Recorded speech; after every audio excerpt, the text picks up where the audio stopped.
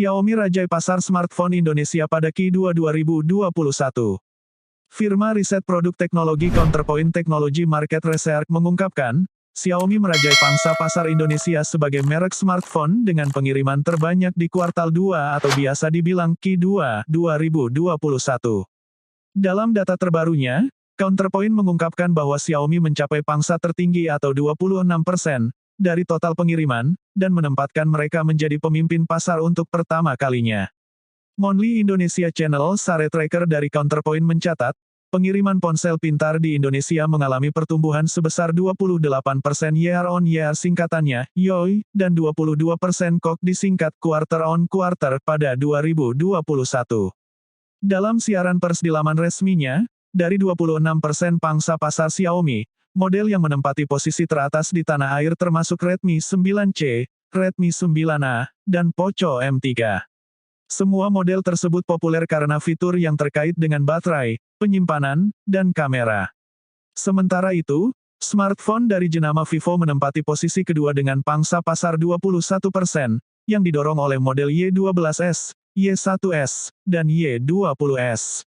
Pertumbuhan pengiriman smartphone. Di tempat ketiga ada Oppo dengan 20% dari total pangsa pasar.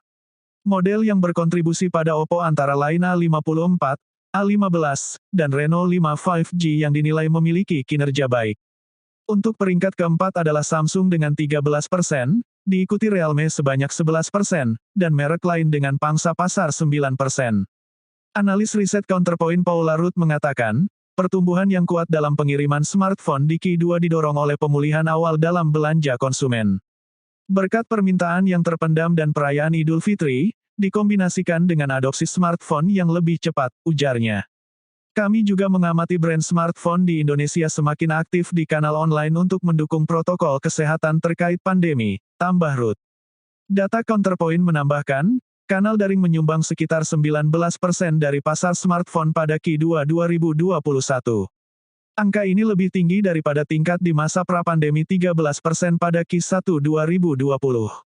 Faktor keberhasilan Xiaomi. Pada kuartal kedua 2021, operator seperti Telkomsel dan Indosat Ooredoo juga mulai meluncurkan layanan 5G komersial, yang secara bertahap memperluas jangkauannya.